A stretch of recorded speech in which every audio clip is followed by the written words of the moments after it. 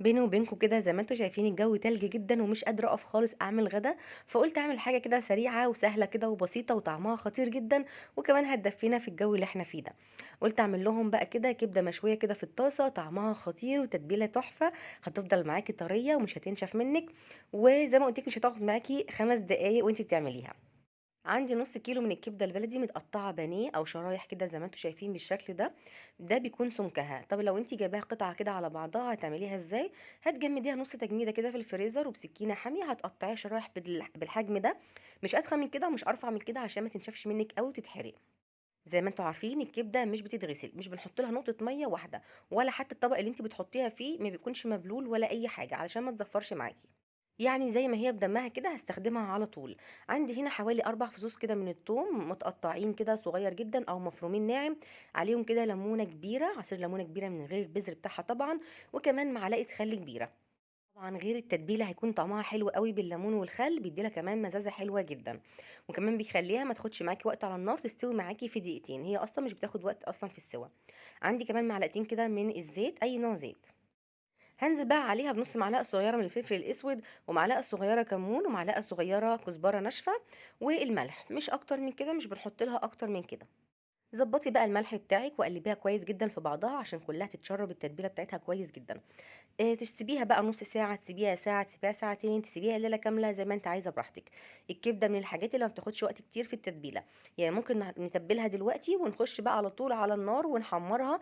هتديلك نتيجه حلوه جدا جدا. فانا كان عندي وقت، فانا هسيبها دلوقتي حوالي ساعه كده في التلاجة. على ما اخلص كده كام حاجه في المطبخ وارجع علشان نسويها. هتجيبي بقى الجريلا بتاعتك او اي طاسه كده تيفال او جرانيت حاجه كده، يعني ما تكونش بتلزق. وهنسخنها كويس جدا جدا جدا جدا جدا. دي مهمه قوي. والنار بتاعتي تكون عاليه مش وسط، تكون عاليه. وهنحط كده معلقه كبيره من السمنه البلدي، طبعا هتديكي طعم حلو جدا جدا في الكبده المشويه. ومعاها كده كمان برضو معلقه من الزيت. لو انت عندك بقى دهنه ضاني، دهنه جاموسي، حطيها. طبعا بتفرق معاكي جدا جدا في الطعم. وانا هنا عايزه اتاكد ان الطاسه بتاعتي سخنه قوي قوي قبل ما انزل فيها بالكبده. ما ينفعش ننزل الكبده على نار هاديه، لازم تنزليها تعمل تش كده علشان تقفل معاكي وما تنزلش الميه الموجوده فيها. وطبعا هتنشف منك.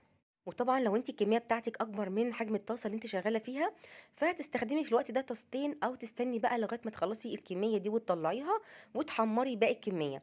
لكن مش هينفع نحطهم كلهم كده مع بعض، هتبصي تلاقي الكبده بتاعتك نزلت حراره الطاسه ونزلت الميه الموجوده فيها.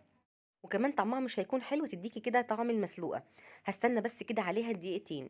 طبعا انتوا عارفين الكبده مش بنقلبها كتير، هما تقليبه واحده بس. يعني في الاول بحطها على ناحيه، وبسيبها دقيقتين بالظبط على نار عاليه زي ما انتوا شايفين بالشكل ده. بعد الدقيقتين بقلبها على الناحيه التانية. لو لقيت الكميه كشت زي ما انتوا شايفين بالشكل ده كده، هنوسع كده مكان وانزل بباقي الكميه اللي انا لسه ما حطيتهاش. زي ما انتوا شايفين اهو، لازم انزلها على الطاسه تكون ملامسه الطاسه. يعني ما ينفعش احط قطعه فوق قطعه. وكل ده النار لسه عندي عالية، مش بهديها خالص لغاية ما بخلص سوا. شايفين اهو. طبعا عايزه اقول لكم الريحه في الوقت ده كانت عامله ازاي، كانت خطيره جدا جدا. بجد يا جماعه اللي ملوش في الكبده ومش بيحب الكبده، يعني ريحه الكبده كفيله ان هي تخليه يحبها. تمام اهو.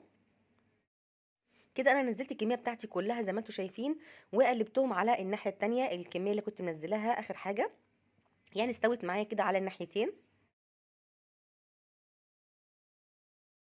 شلت بقى كده القطعه اللي كانت مستويه معايا علشان ما تنشفش بزياده. يعني زي ما قلنا دقيقتين بس يا جماعه على الناحيه دي، ودقيقتين على الناحيه التانية، هتبصي تلاقيها مستويه معاكي وجوسي وطريه. وفيها عصاره وما تبقاش ناشفه معاكي في الاكل. في الاخر بقى انا شلتهم. يعني انا كنت بشيل الكميه اللي استوت معايا عشان ما تنشفش، وبسوي باقي الكميه اللي هي مش مستويه. في الاخر نزلت الكميه بتاعتي كلها تاني في الطاسه كده، والطاسه بتاعتي طبعا سخنه. ونزلت عليهم بعصره نص ليمونه، بس عصره يعني ليمونه كده كبيره شويه.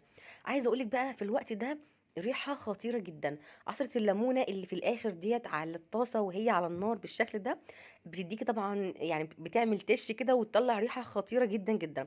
الريحه دي بجد بتبقى فاضله كده في الكبده لغايه ما بتخلص من عندك. بيكون حلوه قوي قوي. وبالشكل ده كده خلصنا الكبده بتاعتنا وقدمناها بالشكل ده كده على ورق البقدونس. وعندنا بقى هنا طحينه، عندك توميه، اي حاجه بقى زي ما انت عايزه كليها بشويه مكرونه، شويه رز اصفر، بالعيش، وبالف هنا وشفا عليكم. لو أنتِ بقى جهّزتيها عشان الغدا وحصل ظرف بقى وما اتغديتوش بقى وقتها على طول، والكبدة طبعًا خلاص استوت وكل حاجة ومش عايزاها تنشف منِّك، حطيها في علبة كده وغطّيها، علبة بغطا كده وخلّيها متغطية معاكِ، هتفضل محتفظة بالحرارة بتاعتها وبالعصارة بتاعتها ومش هتنشف منِّك أبدًا. بس يُفضّل طبعًا نحمّرها كده على الأكل على طول عشان طبعًا بتكون طعمها حلو أوي وهي طازة. وده كان الفيديو بتاعنا النهارده، ما تنسوش بقى لايك للفيديو، أشوفكم على خير، باي.